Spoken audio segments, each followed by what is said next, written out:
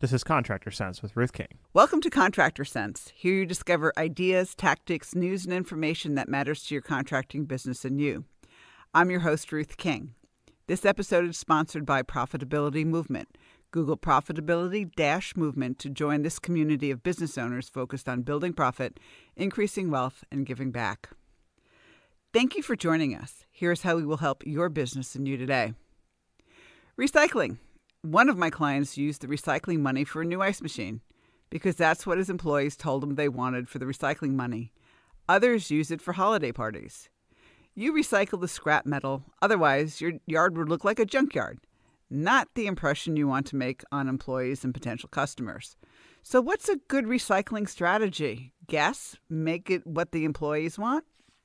My guest, Richard Goldberg, president of GeometRecycling, gives you some suggestions. Richard, welcome to Contractor Sense. Thank you very much, Ruth. Happy to be here.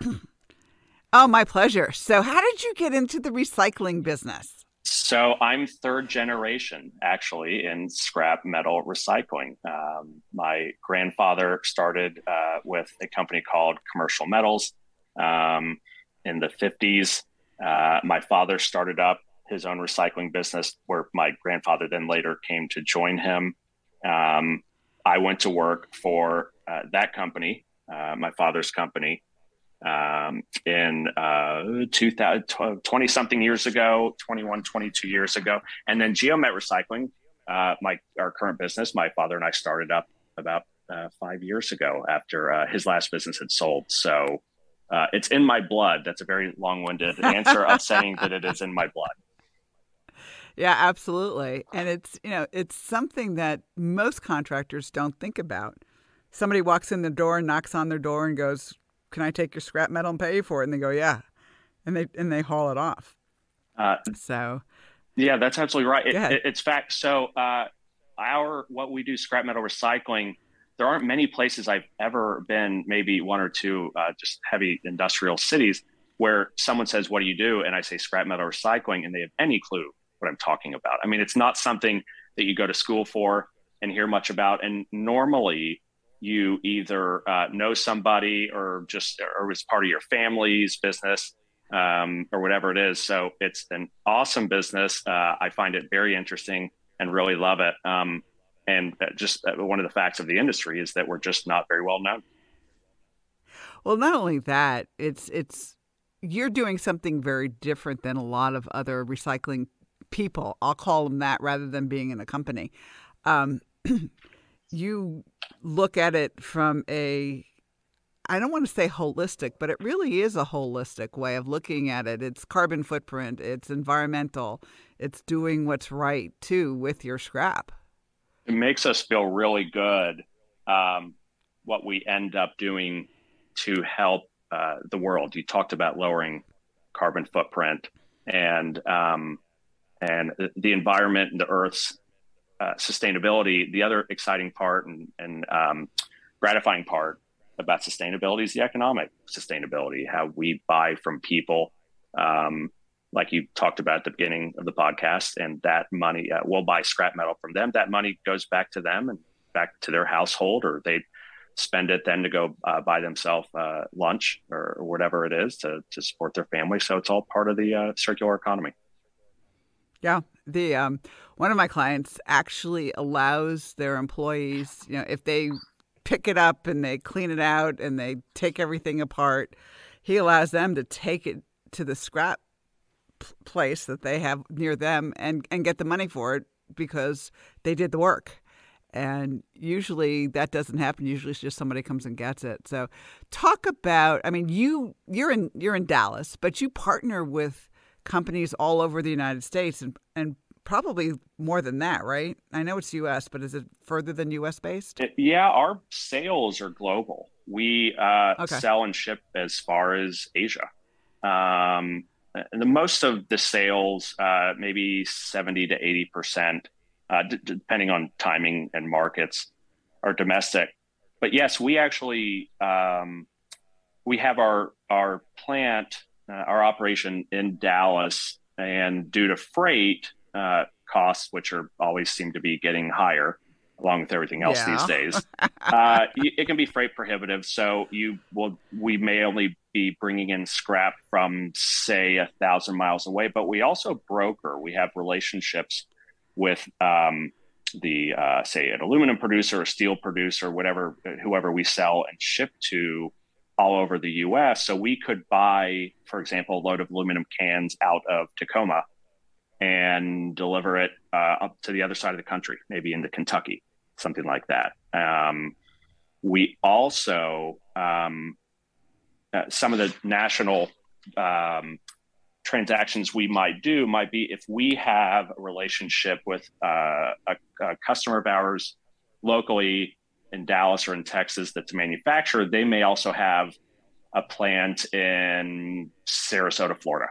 Not right now, they don't. Well, that's a good point. That was as soon as it started to come out of my mouth. Okay, let's say. Let me say something. This is being recorded right after the Hurricane Ian went through Sarasota yesterday. So that's why I made that comment. You're not going to hear it until October. So somebody listening to this in October is not going to get what I said. So go ahead. I'm sorry. No, you're fine. To explain that. No, you're fine. I'm glad you said something.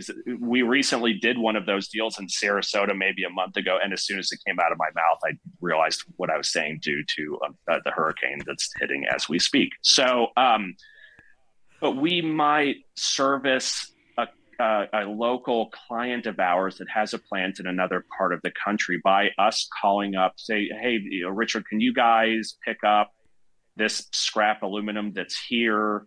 Sure. So what we then do is we have a network and we have partners, people that we work with all over the country, and we'll call up whoever it is, somebody that we know in whichever state, part of the country, or just find somebody. We'll just go talk to a few people. And we'll put a deal together. They will then go service the manufacturer, scrap supplier in their area, and it still runs through Geomet. So we have a network, and we try to use our network the best we can to find solutions. Very good. So when we get back from break, we're going to talk about, all right, I'm a contractor. How do I get into the system? How do I best use it? How do I do the best thing for us, for Geomet, for the world, for the economy, for the environment, and stuff like that? So before we go to break, if somebody wants to get in touch with you, how do they do that?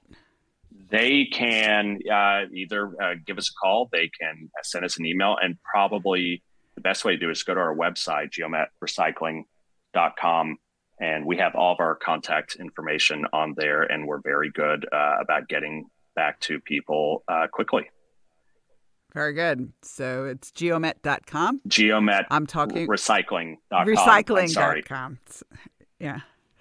And we will be right back. Thanks for listening to Contractor Sense. Many times, relatives are recruited to do your company's books without knowing how to do the books. Or you hire a bookkeeper who really doesn't know bookkeeping. If this is you, then your books are probably inaccurate. You probably pay more taxes than you should, and you rarely look at a P&L and balance sheet because you know they are wrong. What do? Have your bookkeeper enroll in Ruth King's Contractor Bookkeeping Basics. After completing this online course, your bookkeeper will know bookkeeping. You'll get accurate financial statements that help you make good business financial decisions. To enroll, click on the link in the show notes or call us at 770-729-0258. Enroll today. We're back. Thanks for listening to Contractor Sense. I'm talking with Richard Goldberg, the the president of GeometRecycling. And I screwed up his website before the break. So it's GeometRecycling.com if you want to get in touch with Richard. So I apologize for that. Anyway, all right. So I'm a contractor. I'm listening to this podcast. I want to figure out what's the best way for me to recycle. Can I use Geomet? I mean, what's the whole process? So it's contacting us. And again, the website we try to make it pretty easy going through the website to contact us by phone, message over the website, email. And then from there, it can be a variety of ways. Some contractors, we see a lot, for example, in Dallas, of people that work on roofs and work on homes, and you'll see a lot of aluminum gutters. So they'll either call us up, or they already know us and they know our location. They drive to us. They know that we're going to be there. We're on first name basis with a lot of these contractors and customers of ours. And we try to take care of them. We try to get them in and out. What I mean by that is, so they'll bring the metal into us. We will weigh them in, get them unloaded, make sure everything looks good, we weigh them back out. We pay them a price per pound. And in most cases, we pay them right away. So we try to make the experience and the transaction quick, because for these contractors, their time is money, and that's gigantic. And that's typically the constraint for them is just their time, because that's not their job, is being in the scrap business. They want to get back to whatever job they're working on, or home to their families, or whatever it is. And so we try to help do an excellent job of customer service so they can get back to their lives. Cool. All right, let's assume I'm not in Dallas and I can't drive. And I'm in Tacoma, because you mentioned Tacoma. Mm-hmm. What do I do in Tacoma? Do I find one there? Is the network on your website, or how does that work? You would still want to contact us, and again, through the website. And so we have a group of people who are buyers and traders, and really they're customer service people, and they'll put something together. So yeah, let's say you're out of state, anywhere, and hey, can you help take care of something for us up in another part of the country? Sure. This is what we're going to make a few phone calls. We're going to get back to you. We would then contact somebody in our network. We have a large network of other people in scrap metal recycling throughout the U.S. And internationally as well. And we would find out, hey, would you guys be able to do this? We have a customer asking about it. And the deal in a lot of cases would run through Geomet. And in some cases, we'll just be helpful. We'll say, hey, why don't you give whichever recycling company in whichever city a call. They'll do a good job for you. We know them. We do business with them. Don't worry about us. We're not looking to make anything on it, but here you go. So it just comes in a variety of ways.